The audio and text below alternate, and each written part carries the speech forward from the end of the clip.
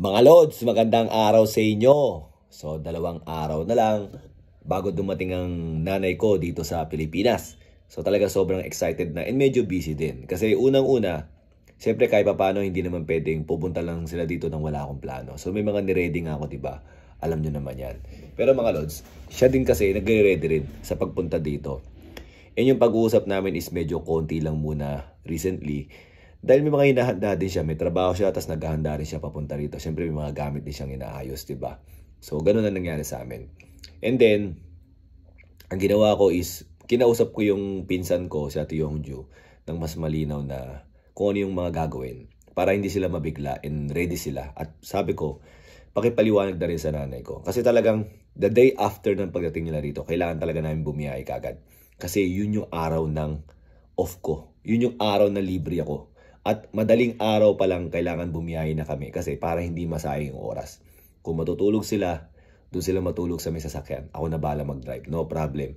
Kasi di baling ako na ang kumbaga, kaya ko naman yun di ba? Kasi train naman ako sa ganun. Yun talaga ang plano.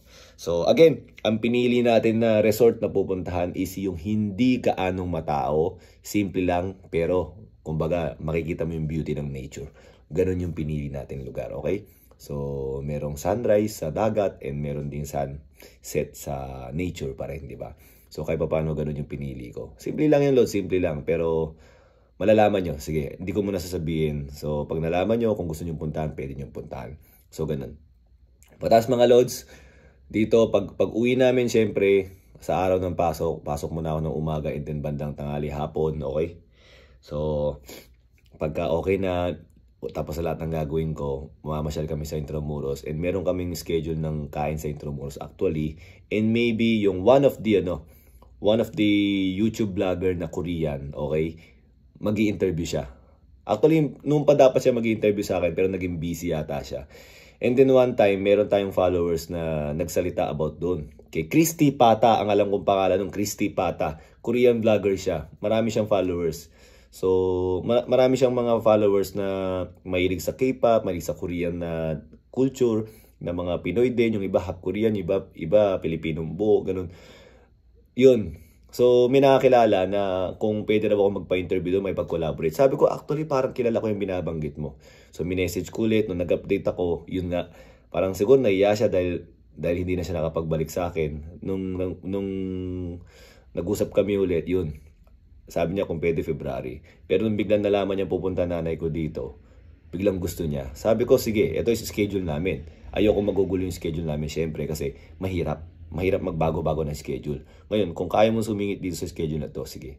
So, nag-offer siya ng lunch and doon magkakaroon ng mini vlog para doon sa channel niya. Syempre, maglalagay din ako ng konti sa akin para makita nyo rin. Pero syempre, mas maganda yung magiging editing ng vlog niya kasi kumbaga mas ayusin nyo rin. Ako talaga, raw, madalas ang mapapakita ko sa inyo dahil mabilis ang mga pangyayari nun, mag-update ako sa inyo. Panoorin nyo rin siya, si Miss Christy Pata, yun ang alam ko So, lilinawin ko lang. Pero, Korean siya.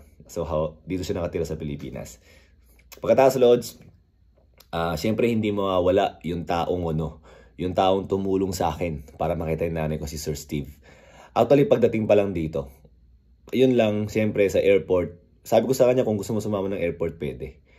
Or gusto mo sa kainan, walang problema. Actually, tinatry ko mag-book sa isang Filipino restaurant sa Pilipinas. Yung medyo commercialized na sikat. Kaso wala silang reservation. Sa isang place lang nila pwede. Pero kinakausap ko yung manager na nakikiusap ako baka pwede. In this kinds of event, di ba? Kasi gusto ko sila yung maging representation ng Filipino food di ba? Pero tingnan natin kung paano. Hindi ko muna babanggitin yung restaurant kasi baka mamaya mabanggit ko hindi kami matuloy doon, di ba? So malaman niyo na ganun yung sitwasyon na nagigets ko naman kung bakit wala sila reservation kasi sobrang lakas nila, di ba? So yun, isa yun. Pagkatapos sa last day, actually yung last day Wednesday kasi Wednesday sila alis pero madaling araw kasi yun So parang Tuesday na last day. Kasama ulit namin si Sir Steve. Yung tumulong nga sa akin. So, siya naman na nag-offer ng another na lunch, ganyan. So, punta kami ng Tagaytay. So, hindi ko na rin sabihin sa inyo kung anong restaurant, pero malalaman nyo during that time. And kung gusto nyo puntahan yung mga pinuntahan namin, di ba, pwede naman. So, yun. And then, actually Antipolo dapat eh. After magtagaytay ng umaga, mag-Antipolo. Pero, dahil medyo may konting conflict do sa may Antipolo na pupuntahan na may sunset. Unang-una, yung unang pinili namin schedule, may event no, so hindi pwede. Pangalawa, if ever na meron po magko-cover ng ng mga mangyayari ng TV station, kailangan magbayad ni TV station yata sa kanila pa. At kailangan pang kumuha ng permit sa kanila ng ganun. Alam mo yun, parang maraming hassle. Sabi ko, wala namang problema yan. Sige, papatawag ko na lang sa inyo actually, si KMJS ang malamang na naman. So, siyempre, sino pa pipiliin natin? Yung KMJS na, di ba? Yun ang pinaka number 1, di ba? Dito sa Pilipinas. About sa case studies, di ba? Actually, parang sequel lang naman to na nangyari nung una na kung ano na ba yung mga nangyari. So, yung mga tao makita na, oh, ito na pala yung status ng pangyayari after magkita after 31 years. So, di ba? Para naman hindi tayo nakahang, lalo na yung mga nakasubaybay, di ba? Yun. So, malamang sa malamang may magko-cover nga si KMJS. So, ito yung mga updates, yun. So, baka sa Tagaytay na lang din. After kumain sa Tagaytay, baka pumunta kami sa isang cafeteria dun na may kainan din. Yung babanggitin ko na, Cafe Agapita. Okay?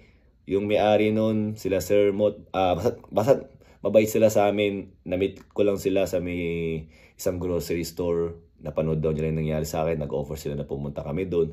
Although, hindi naman talaga sila ang pinunta namin sa Tagaytay dati. Kumain kami sa Korean restaurant. And then, sabi namin, may oras pa. Gusto nyo, daan tayo doon kasi talaga nag-aalok eh. 5 minutes away lang. Nung pinunta namin, ang ganda pala ng place nila. Cafe Agapita.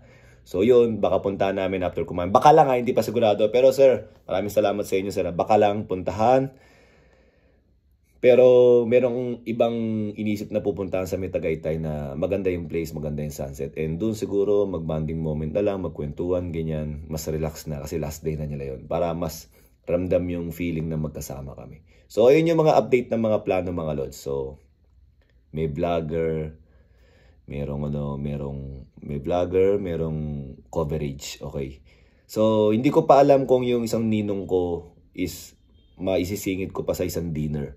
Kasi yung na-reserve ko kasi pang sakto lang sa amin. Pero alam ko naman flexible naman yung hotel na yun eh. So yun, hindi ko mabanggit yung mga ibang mga place loads kasi for privacy purposes din. Pero syempre malalaman yan every time na baka sa mismong araw na nandun kami malalaman nyo o baka sa after mga ilang minuto pag alis namin dun, i-post ko na kagad. So ang mangyayari baka maraming posting ang gawin ko. So abangan nyo dito na lang din sa YouTube ang gagawin kong posting. So, hopefully, maging masaya lahat and maging safe lahat. Yun ang pinakamahalaga, maging safe na magkasama kami. Yun lang yun. So, mga lods, salamat sa pakikinig nyo. Yun yung update. 2 days na lang darating na nanay ko. Thank you.